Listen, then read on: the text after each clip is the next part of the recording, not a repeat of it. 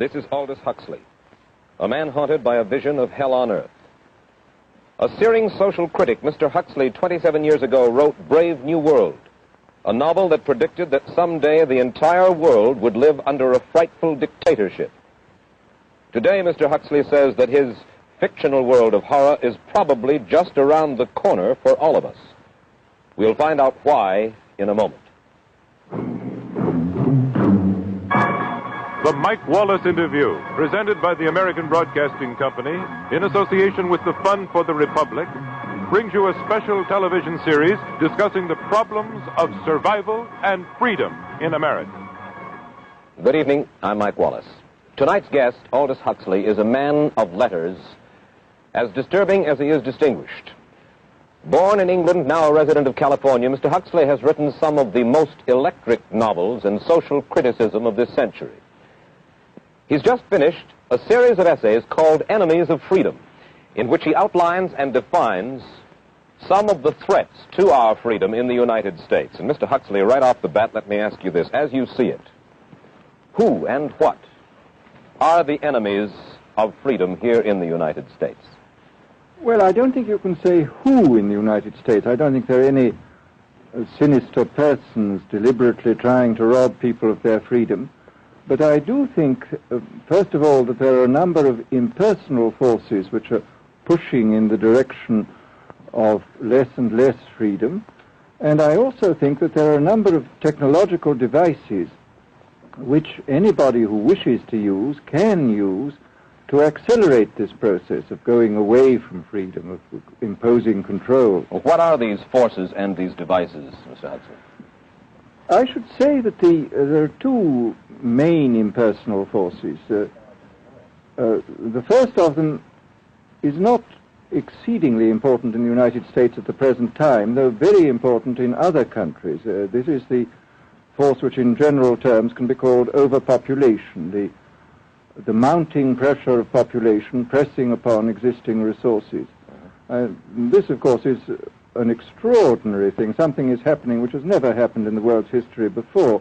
I mean, let's just take a simple fact that between the time of the birth of Christ and the landing of the Mayflower, the population of the Earth doubled. It rose from 250 million to probably 500 million.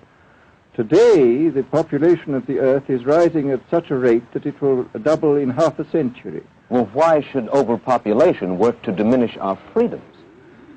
Well, in a number of ways. I mean, the experts in the field, like Harrison Brown, for example, pointed out that in the underdeveloped countries, actually the standard of living is at present falling, that people have less to eat and less goods per capita than they had 50 years ago. And as the position of these countries, the economic position, becomes more and more precarious, obviously the central government has to take over more and more responsibility for keeping the ship of state on an even keel.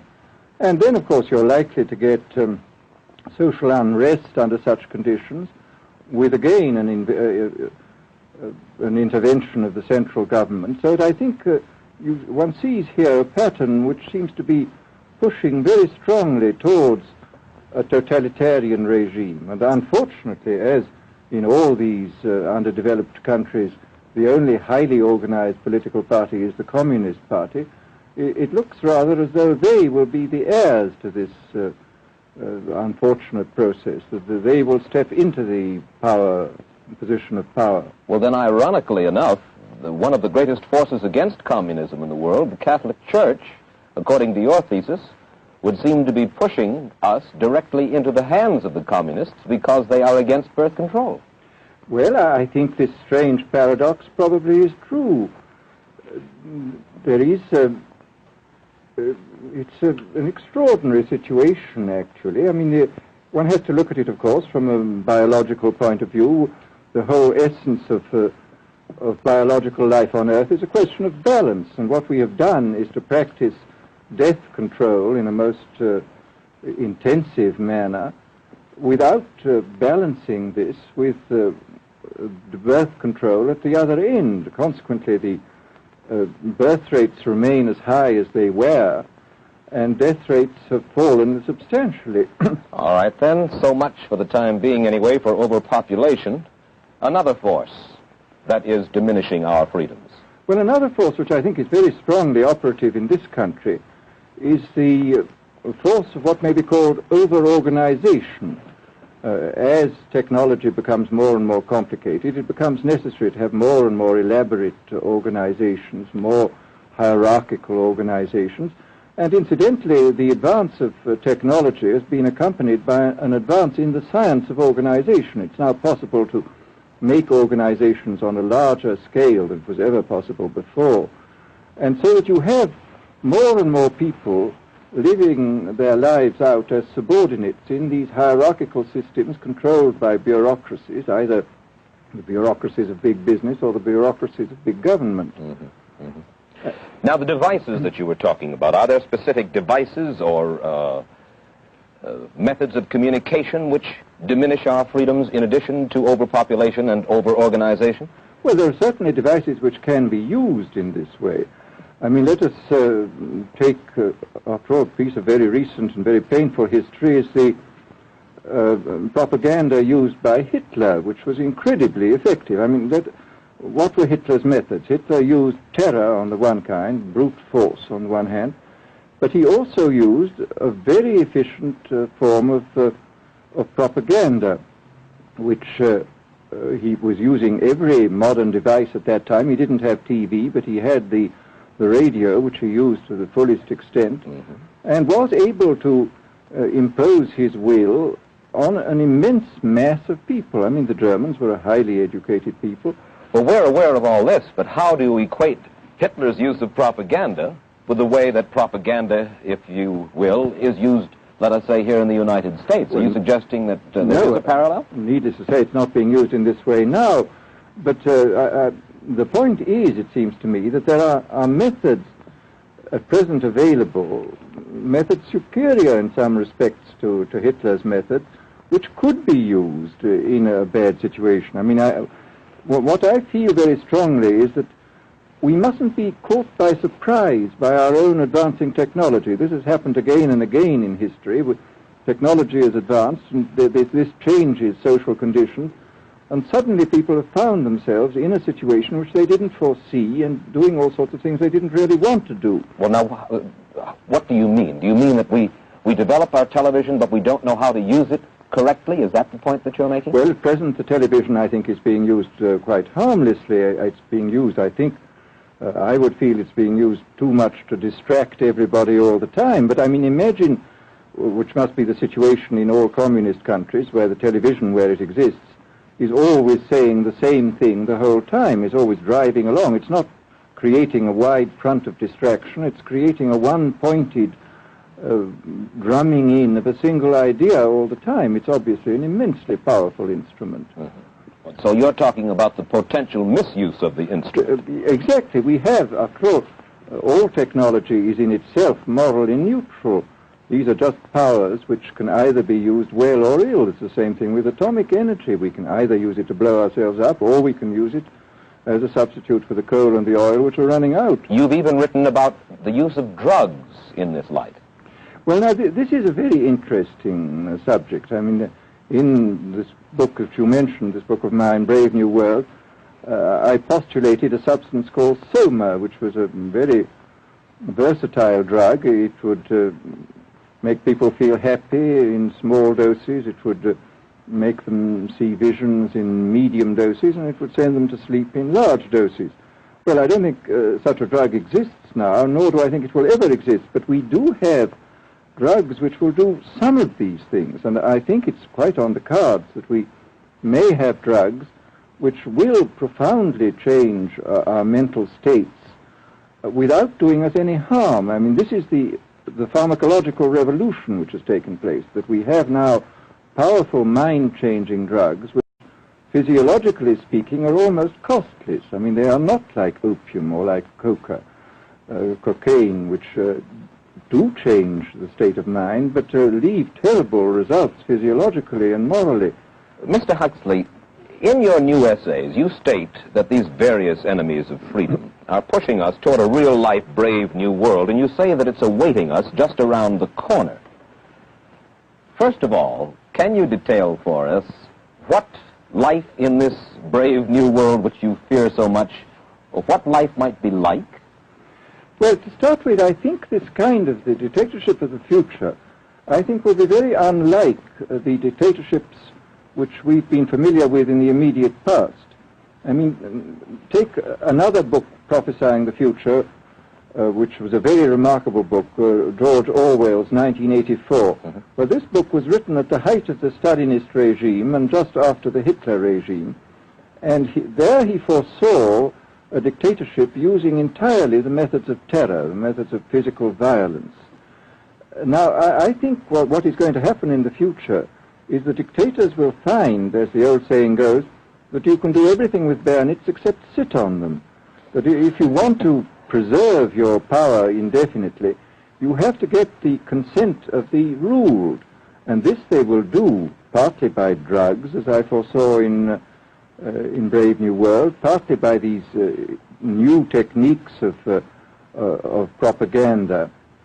They will do it by bypassing the sort of rational side of man and appealing to his subconscious and his deeper emotions and his physiology even, and so making him actually love his slavery. I mean, I think this is the danger, that actually people may be in some ways happy under the new regime, but they will be happy in a situation where they oughtn't to be happy. But let me ask you this. You're talking about a world that could take place within the confines of a totalitarian state. Let's become more immediate, more urgent about it. We believe, anyway, that we live in democracy here in the United States. Do you believe that this brave new world that you talk about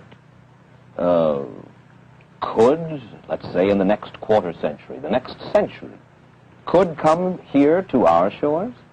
I think it could. I mean, that's why I feel it's so extremely important here and now to start thinking about these problems, not to let ourselves be taken by surprise by the new advances in technology. I mean, for example, in regard to the use of the drugs, we know there's enough evidence now for us to be able, on the basis of this evidence and using a certain amount of creative imagination, to foresee the kind of uses which could be made by people of bad will with these things, and to attempt to forestall this. And in the same way, I think with these other methods of propaganda, we can foresee and we can do a good deal to forestall. I mean, after all, the price of freedom is eternal vigilance. You write in Enemies of Freedom, you write specifically about the United States. You say this, writing about American political campaigns. You say, all that is needed is money and a candidate who can be coached to look sincere. Political principles and plans for specific action have come to lose most of their importance. The personality of the candidate, the way he is projected by the advertising experts, are the things that really matter. Well, this is, during the last campaign, there was a great deal of this kind of statement by the advertising managers of the campaign parties, this idea that the candidates had to be merchandised as though they were soap or toothpaste, and that you had to depend entirely on the personality. I mean, the personality is important, but there are certainly people with an extremely amiable personality, particularly on TV, who might not necessarily be very good in positions of political trust. Well, do you feel that men like Eisenhower, Stevenson, Nixon, with knowledge of forethought, were trying to pull the wool over the eyes of the American public? No, but they were being advised by powerful advertising agencies who were making campaigns of a quite different kind from what had been made before. And I think we shall see probably all kinds of new devices coming into the picture. I mean, for example, this thing which got a good deal of publicity last autumn, subliminal projection. I mean, as it stands, this thing, I think, is of no menace to us at the moment. But I was talking the other day to one of the people who has done most experimental work in the psychological laboratory with this, who was saying precisely this, that it is not at the moment a danger, but once you've established a principle that something works, you can be absolutely sure that the technology of it is going to improve steadily.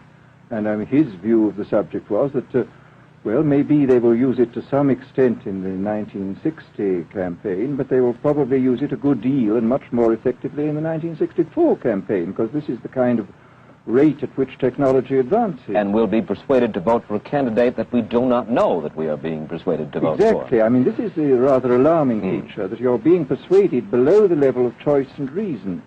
In regard to advertising, which you mentioned just a little ago, in your writing, particularly in Enemies of Freedom, you attack Madison Avenue, which controls most of our television and radio advertising, newspaper advertising, and so forth. Why do you consistently attack the advertising agency? Well, no, I think that advertisement plays a very necessary role, but the danger, it seems to me, in a democracy is this. What does a democracy depend on? A democracy depends on the individual voter making an intelligent and rational choice for what he regards as his enlightened self-interest in any given circumstance. But what these people are doing, what both for their particular purposes, for selling goods, and the dictatorial propagandists are doing, is to try to bypass the rational side of man and to appeal directly to these unconscious forces below the surface, so that you are, in a way, making nonsense of the whole democratic procedure, which is based on conscious choice on rational grounds. Of course, well, maybe you have just answered this next question, because in your essay you write about television commercials, not just political commercials, but television commercials as such, and how, as you put it, today's children walk around singing beer commercials and toothpaste commercials, and then you link this phenomenon in some way with the dangers of a dictatorship. Now, could you spell out the connection, or how do you feel that you have done so sufficiently? Well, here, this whole question of children, I think, is a terribly important one, because children are quite clearly much more suggestible than the average grown-up. And again, suppose that for one reason or another all the propaganda was in the hands of one or very few agencies, you would have an extraordinarily powerful force playing on these children, who after all are going to grow up and be adults quite soon. I do think that this is not an immediate threat, but it remains a possible threat. And you said something to the effect in your essay that the children of Europe used to be called cannon fodder, and here in the United States they are television and radio fodder. Well, after all, you can read in the trade journals the most lyrical accounts of how necessary it is to get hold of the children, because then they will be loyal brand buyers later on. Mm-hmm. But, again, you just translate this into political terms. The dictator says they will be loyal ideology buyers when they're grown up.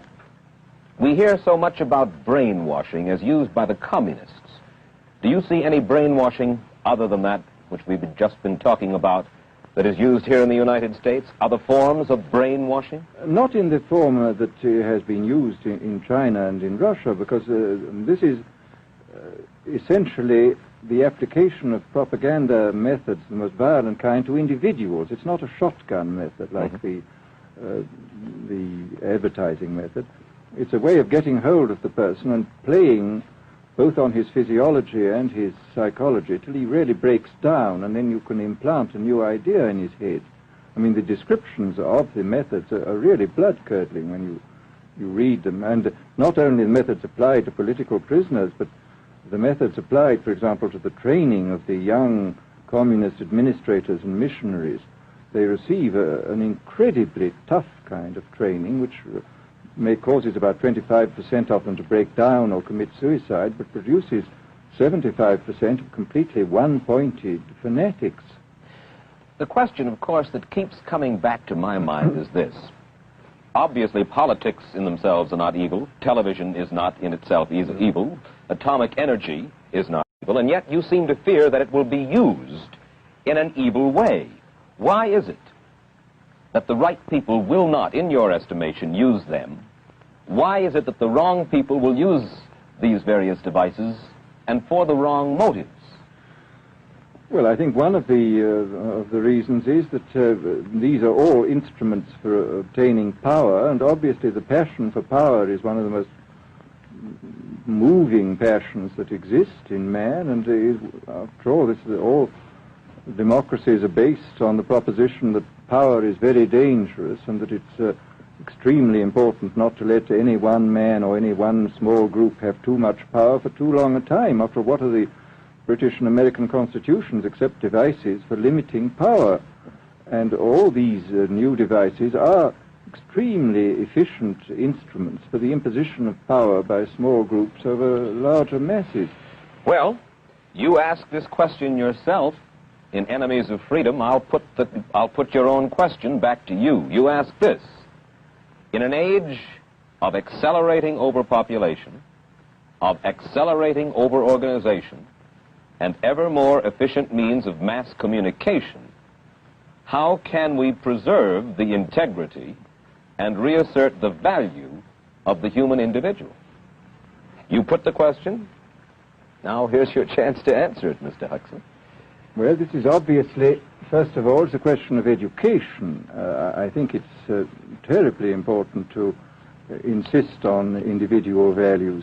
I mean, there is a tendency, as you probably read a book by White, The Organization Man, a very interesting, valuable book, I think, where he speaks about the new type of group morality, group ethic, which speaks about the group as though the group was somehow more important than the individual.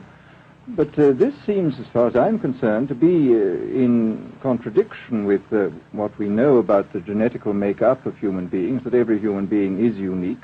And it is, of course, on this genetical basis that the whole idea of the value of freedom is based. And I think it's extremely important for us to stress this in all our educational life. And I would say it's also very important to teach people to be on their guard against the sort of verbal booby traps into which they're always being led, to analyze the kind of things that are said to them. Well, I think there is this whole educational side, and I think there are many more things that one could do to strengthen people and to make them more aware of what was being done. You're a prophet of decentralization. Well, yes, if this is feasible. It's one of the tragedies, it seems to me. I mean, many people have been talking about the importance of decentralization in order to give back to the voter a sense of direct power. I mean, the voter in an enormous electorate feels quite impotent, and his vote seems to count for nothing. This is not true where the electorate is small and where he is dealing with a group which he can manage and understand. And if one can, as Jefferson, after all, suggested, break up the units into smaller and smaller units, and so get a real self-governing democracy. Well, that was all very well in Jefferson's day, but how can we revamp our economic system and decentralize and at the same time meet militarily and economically the tough challenge of a country like Soviet Russia?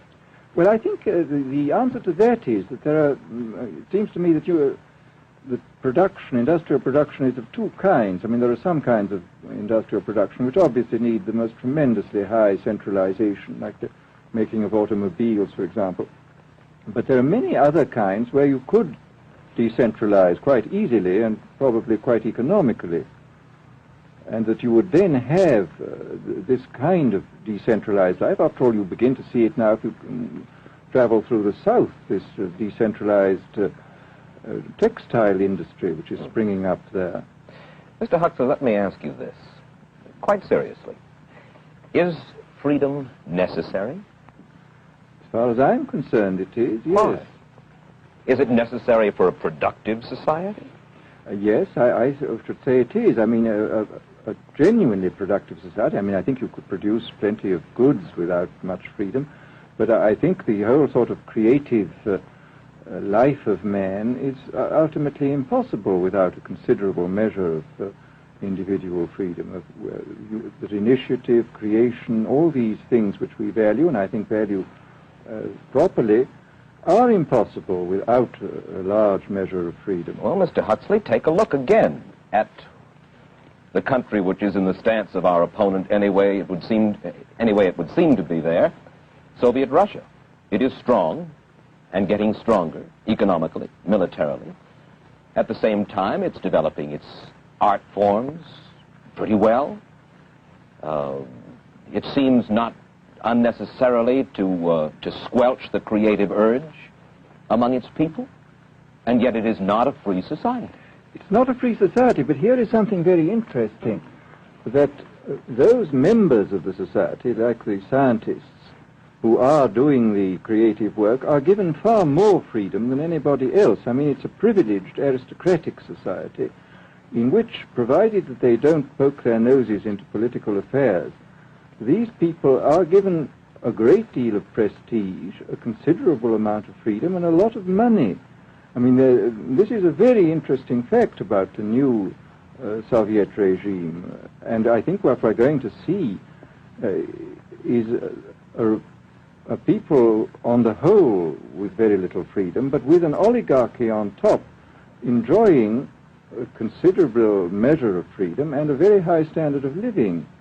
And the people down below, the epsilons down below, enjoying very little. And you think that that kind of situation can long endure? I think it can certainly endure much longer than a situation in which everybody is kept down. Because, I mean, they can certainly get their technological and scientific results on such a basis. Well, the next time that I talk to you then, perhaps we should investigate further the possibility of the establishment of that kind of a society, where the drones work for the queen bees up above. Well, but yes, but I must say I still believe in democracy. If we can make the best of the creative activities of the people on top, plus those of the people on the bottom, so much the better. Mr. Huxley, I surely thank you for spending this half hour with us, and I wish you Godspeed, sir. Thank you. Aldous Huxley finds himself these days in a peculiar and disturbing position. A quarter of a century after prophesying an authoritarian state in which people were reduced to ciphers, he can point at Soviet Russia and say, "I told you so." The crucial question, as he sees it now, is whether the so-called free world is shortly going to give Mr. Huxley the further dubious satisfaction of saying the same thing about us. Stay tuned for a preview of next week's interview. Till then, Mike Wallace, good night.